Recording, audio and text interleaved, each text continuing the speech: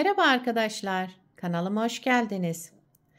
Bugünkü modelimizi şöyle güzel bir bebe yünüm var. Onunla başlayacağım. Şöyle orta kalınlıkta 250 metre uzunluğu olan bir bebe yünü.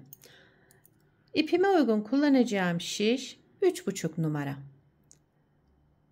Modelimiz oldukça güzel, farklı, spor bir model.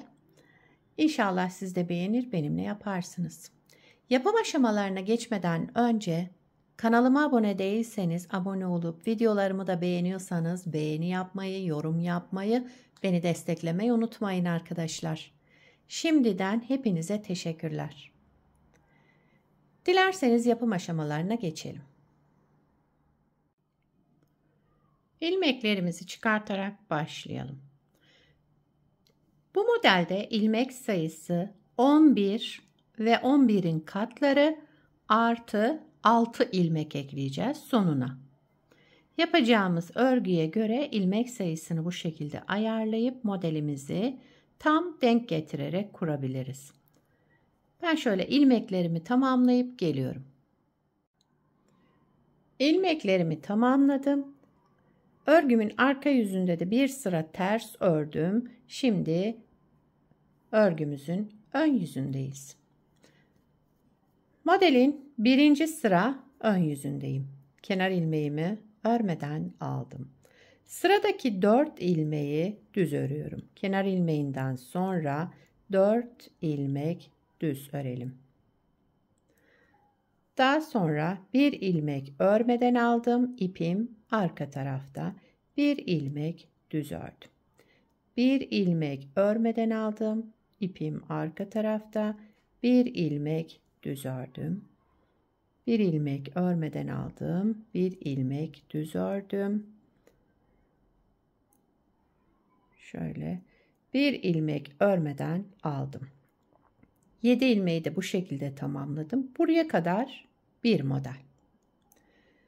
Şimdi devamında yine 4 ilmek düz 1 2 3 4 ilmek düz ördüm. Bir ilmek örmeden aldığım ipim arka tarafta. Bir ilmek düz ördüm. Bir ilmek örmeden aldım. Bir ilmek düz ördüm. Bir ilmek örmeden aldım. Bir ilmek düz ördüm. Bir ilmek yine örmeden aldım. Şu şekilde sıramı tamamladım. 7 ilmeğimi de bu şekilde yaptık. Bakın bir örmeden aldım. Bir ördüm. Birini örmeden aldım. Bir ördüm. Örmeden aldım, ördüm, örmeden aldım 7. ilmeğimi de. Devamında 4 ilmek düz. Modeli 2 kez kurduk. Bir de sıra sonunda modelimizi tamamlaması için hani 6 ilmek ek yapmıştık. Onun 4'ünü burada kullandım. Birer tane de kenar ilmeği olarak tamamladım. İkinci sıra arka yüzündeyim. Ben lastiksiz yaptım arkadaşlar. Siz istediğiniz lastiğin üzerine uygulayabilirsiniz bu modeli. Kenar ilmeğimi örmeden aldım. 4 ilmek düz örüyorum.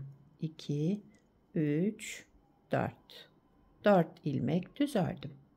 Bu örmeden aldığım ilmeği yine örmeden alıyorum. İpim kendimden tarafta olarak yine örmeden aldım. Sıradaki ilmeğimi düz ördüm. Bu ilmeğimi yine örmeden aldım. İpim kendimden tarafta. Bir sonrakini düz ördüm. Örmeden aldım. Bir sonrakini düz ördüm. Bu ilmeğimi yine örmeden aldım. Şimdi sırada 4 düz ilmeğim var. 1, 2, 3, 4 ilmek düz ördüm. Daha sonra bu ilmeğe geldim. Bak örmeden aldığım ön yüzünde. Bu ilmeğimi yine arka yüzünde örmeden aldım. İpim kendimden tarafta. Bir düz, bir ilmek örmeden alalım. Bir düz, bir ilmek örmeden alıyorum. Bu ilmeğimi düz ördüm. Bu ilmeğimi örmeden aldım. Sırada 4 düz ilmeğim kaldı. 1, 2, 3, 4 ilmek düz ördüm. Bir de kenar ilmeğimi ördüm. İkinci sıramı tamamladım. Model 4 sıradan oluşmakta. İkinci sırayı tamamladık. Şimdi 3. sıradayız. 3. sıra ön yüzündeyiz. Bütün ilmeklerimi düz örüyorum. Başka bir işlemimiz yok arkadaşlar. Sıra sonuna kadar ilmeklerimizi düz örerek devam edelim.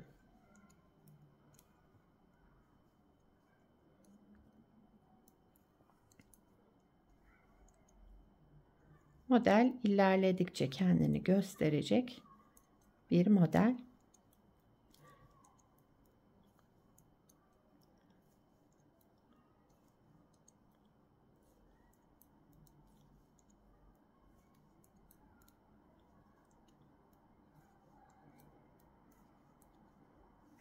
Evet.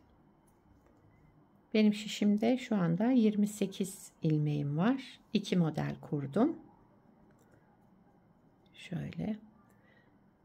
4. sıra arka yüzünde bütün ilmeklerimi ters örüyorum. Kenar ilmeğimi örmeden aldım. Bütün ilmeklerimi ters örerek devam ediyorum.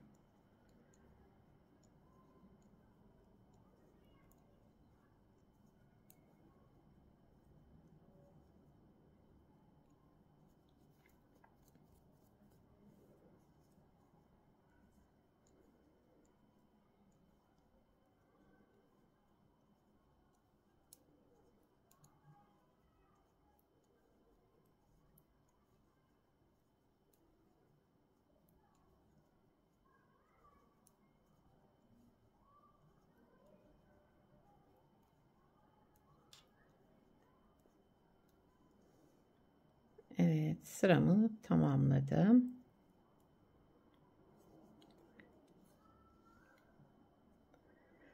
Modeli bir kez kurduk. Bakın model böyle. Dediğim gibi tabii ki ilerledikçe kendini gösterecek harika bir model çıkıyor ortaya.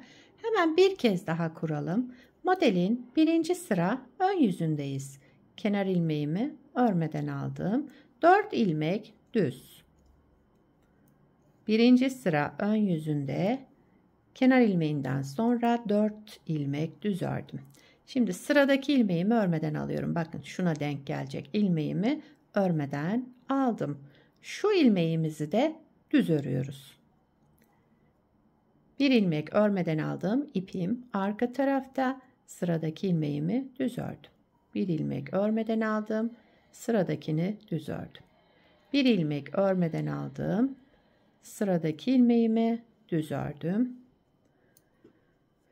1 2 3 4 ilmek düz ördüm burada. Şöyle. Yine bu ilmeğimi örmeden alıyorum. Bir ilmek örmeden aldım. Bir ilmek düz ördüm. İpimiz arka tarafta kalacak. Ona dikkat edelim. Hepsini de söylemeyebilirim. Bir ilmek örmeden aldım. Bir düz ördüm. Bir ilmek örmeden aldım. 1 2 3 4 ilmek düz ördüm kenarda. Bir de kenar ilmeğimi ördüm. Bakın burada 4 ilmeği örmeden alıyoruz. Bir bunu örmeden aldım. Bunu 4 tane 1 2 3 4 ilmeği örmeden almış oldum. Aralarda birer düz ilmek ördük. İkinci sıra arka yüzünde kenar ilmeğimi örmeden aldım. 4 ilmek düz. Bu ters olan 4 ilmeğimi düz olarak ördüm.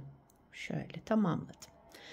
Örmeden aldığım ilmeğe gelince bunu yine örmeden alıyorum. İkinci sıra arka yüzünde, ipim kendimden tarafta.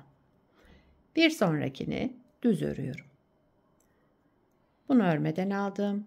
Bir düz ördüm. Örmeden aldım. Düz ördüm. Yine örmeden aldım. 4 ilmek örmeden almış olduk. Şimdi arada 4 ilmek düz. 1 2 3 4. Bu ilmeğe gelince yine örmeden aldım. Sıradakini düz ördüm. Örmeden aldım. Bir ilmek düz ördüm. Sıra sonuna kadar böyle devam ediyorum. Dördüncü ilmeğimi de, yani şu örmeden aldığım dördüncü ilmeğimi de yine örmeden aldım. Devamında 4 düz ilmek ördüm.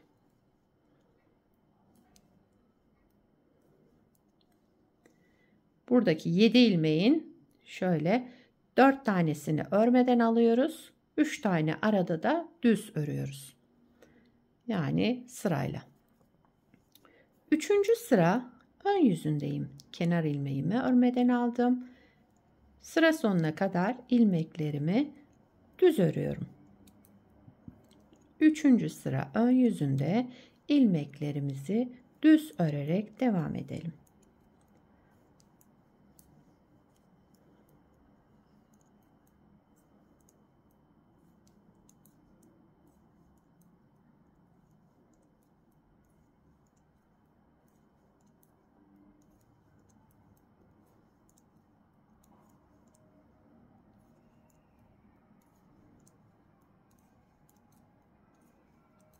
Evet, sıra sonuna geldim. Kenar ilmeğimi ördüm ve üçüncü sıramı düz örerek tamamladım. Dördüncü sıra arka yüzünde sıra sonuna kadar ilmeklerimi ters örüyorum.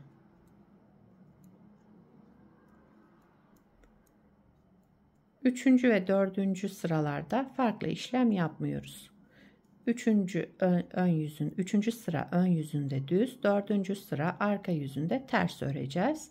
Sıra sonuna kadar böyle devam ediyorum. Gördüğünüz gibi model oldukça kolay. Yani yeni öğrenenler bile kolaylıkla yapabilir.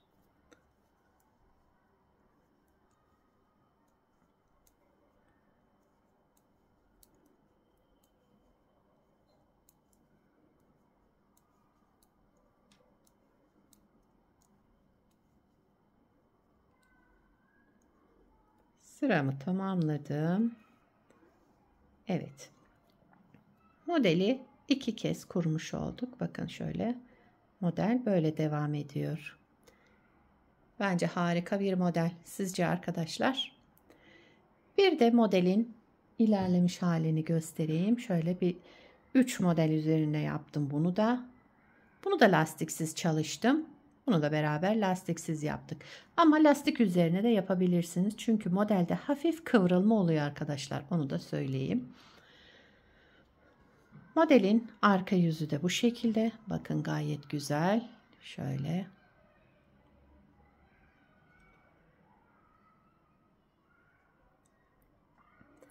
Bu modelden atkı yapabilirsiniz, bere yapabilirsiniz, bebek battaniyesinde, dekoratif yastıklarda, çanta olarak hepsinde kullanabilirsiniz. Yani çocuk örgülerinde, büyük örgülerinde çok amaçlı bir model aslında.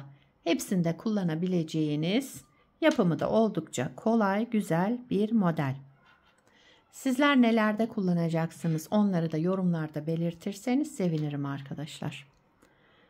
Beni buraya kadar izlediyseniz bir beğeni yapmayı, yorum yapmayı, beni desteklemeyi unutmayın. Yapacak olanlara kolay gelsin. Bir sonraki videoda görüşmek üzere. Hoşça kalın.